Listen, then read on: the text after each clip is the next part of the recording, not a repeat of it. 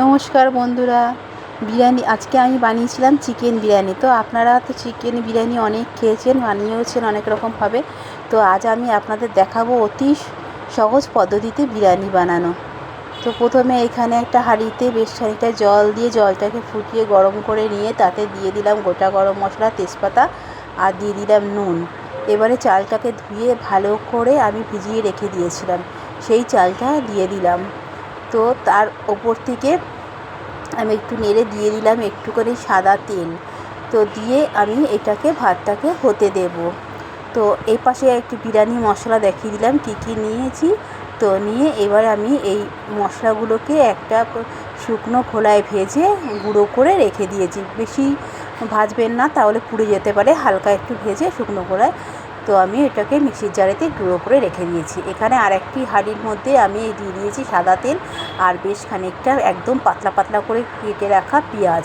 সেই পেঁয়াজগুলো দিয়ে একটু নেড়েচেড়ে ওপর থেকে একটু ঘি দিয়ে দেবো। তো ঘি দিয়ে আমি আরেকটু 1 চিমটি নুন দিয়ে, যাতে পেঁয়াজগুলো দেখবেন ভাজতে একটু টাইম লাগে, তো আমি 1 চিমটি নুন দিয়ে দেবো, যাতে পেঁয়াজ খুব তাড়াতাড়ি বেরেস্তা হয়ে যায়।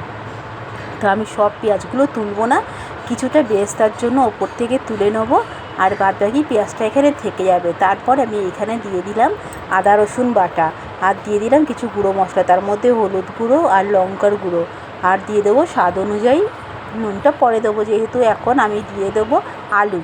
তো আলুটাকে দিয়ে আমি একটুখানি নেড়ে আমি দিয়ে দেবো ওপর থেকে জল। তো জল দিয়ে দেবো এই কারণে যাতে আলুটা সিদ্ধ হয়ে যায়। তো ভালো করে আলুটা সিদ্ধ হওয়ার জন্য আমি দিয়ে দিলাম জল। এবার ঢাকনা খুলে আমি এর মধ্যে দিয়ে দেবো একটু কেওড়া জল, আর দিয়ে দেবো একটু মিঠে আতর, যাতে আলুতে একটু ফ্লেভারটা আসে বিরিয়ানির। তার জন্য এটা দিয়ে আবার আলুটাকে একটু ফুটিয়ে, যেই আমার আলুগুলো সিদ্ধ হয়ে এসছে, আমি একে একে আলুগুলোকে তুলে নিলাম। আপনাদের বড় আলু থাকলে আপনারা দুটো ভাগ করবেন, আর ছোটো আলু থাকলে তো গোটা রেখে দেবেন। আমার যেরকম ছোটো বড় মিক্সড করা ছিল, তাই আমি সেই পদ্ধতিতে রেখেছি। তো সব আলুগুলোকে আমি এভাবে, দেখুন আলুর কালারটাও খুব সুন্দর এসছে। তো এভাবে আমি আলুগুলোকে তুলে নিয়ে আমি চিকেনটাকে ধুয়ে রাখা চিকেনটা এর ভেতরে দিয়ে দিলাম। তো দিয়ে খুব ভালো করে একটু নেড়ে নেব, নেড়ে চেড়ে এইবারে দিয়ে দেবো এতে নুন, আর স্বাদ অনুযায়ী নুন দেবো, আর দিয়ে দেবো একটু টক দই। তো টক দই দিয়ে দিলাম প্রথমে, এবারে আমি দিয়ে দেবো নুন। তো নুনটা দিয়ে ভালো করে নেড়ে ছেড়ে নিয়ে চিকেনটা সিদ্ধ হতে দিচ্ছি। এবারে এর ওপর দিয়ে দেবো বিরিয়ানির যে মশলাটা আমি গুঁড়ো করে রেখেছিলাম সেটা। তো কিছুটা বিরিয়ানি মশলা গুঁড়ো দিয়ে দিলাম, দিয়ে আবারও ভালো করে নেড়ে ছেড়ে, আমার চিকেনটা একটু সিদ্ধ হতে একটু টাইম লাগবে, তো দিয়ে দিলাম। চিকেনটা আমার সিদ্ধ হয়ে গেছে। এইবার আমি ভাতটাকে ওপরে, যেহেতু খুবই গরম, আমি ঠিকমতো হাত দিয়ে ধরে তুলতে পারছি না, তাই আমার একটা প্লেটের মাধ্যমে, আর তারপরে নিয়ে নিলাম একটা হাতা দিয়ে, আমি তুলে তুলে আমি এর ওপরে সুন্দর একটা লেবেল করে দিয়ে রাখবো। তো তার ওপর থেকে দিয়ে দেবো কেওড়া জল, দিয়ে দেবো মিঠে আতর, আর এখানে দুধে ভেজানো জাফরানটা ছিল, তো একটু জাফরান দিয়ে দেবো, আর দিয়ে দেবো বিরিয়ানি মশলা। তো দেখতেই পাচ্ছেন একটু বিরিয়ানি মশলা দিয়ে দিলাম, আর এই দুধে ভেজানো জাফরানটা চামচি করে দিয়ে দিলাম। দেওয়ার পরে এবারে দিয়ে দেবো যেই আলুগুলো আমি তুলে রেখেছিলাম সেই আলুগুলো।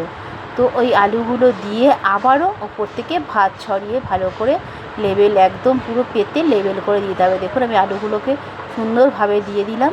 এবারে ওপর থেকে আবার দিয়ে দেবো ভাত। তো ওপর থেকে আবার রাইসটা দিয়ে দিলাম। তো হাতা করে তুলে আবার রাইসটাকে খুব ভালো করে একদম দিয়ে পুরো লেবেল করে দিতে হবে। এইভাবে চেপে একটু লেবেল করে দিতে হবে, যাতে না পুরো প্লেন থাকে। তো ওপর থেকে আবার দিয়ে দেবো একটু কেওড়া জল, একটু মিঠে আতর, তারপর দিয়ে দেবো বিরিয়ানি মশলা, তারপর দিয়ে দেবো ওই দুধে ভেজানো যে জাফরানটা ছিল সেটা পুরোটাই দিয়ে দেবো। তো তারপরে দিয়ে দেবো আমি ঘি। তো আগে একদম প্রথমে ঘি দিয়েছিলাম, আর লাস্টে একদম শেষে আবার একটু ঘি দিয়ে দেবো। তো আবার একটু ঘি দিয়ে দেবো। দেওয়ার পরে আমি দিয়ে দেবো পেঁয়াজ বেরেস্তাটা, যেই পেঁয়াজ বেরেস্তাটা আমি তুলে রেখে দিয়েছিলাম। তো এখানে দেখতেই পাচ্ছেন পেঁয়াজ বেরেস্তাটা দিলাম, আর দিয়ে দিলাম ঘি। দিয়ে এবার একটু ঢাকনাটাকে আটকে, এইটা হচ্ছে আমি নামাবো না, গ্যাসের ওপর থেকে ঢাকনাটাকে আটকে তার উপর থেকে একটু আটা দিয়ে মুড়ে আমি একটু দমে বসিয়ে রাখবো, একদম কম আঁচে দমে বসিয়ে রেখেছিলাম। দেখুন আমার বিরিয়ানিটা সম্পূর্ণ হয়ে গেছে। এবার আমি পরিবেশন করব। তো এখানে একটা কন্টেনারেতে ভাবছিলাম একজনকে দেওয়ার জন্য, তো আমি একটু তুলছি, এতই গরম আমি ধরতে পারছিলাম না তো ঠিক মতন। তারপর আমি প্লেটে বেড়ে নিলাম। দেখুন এরকম আমার বিরিয়ানিটা হয়েছে। যদি আপনাদের ভালো লেগে থাকে আপনারা এই পদ্ধতি অবলম্বন করে বিরিয়ানি বানাতে পারেন। আজ এই পর্যন্ত, সবাই ভালো থাকবেন।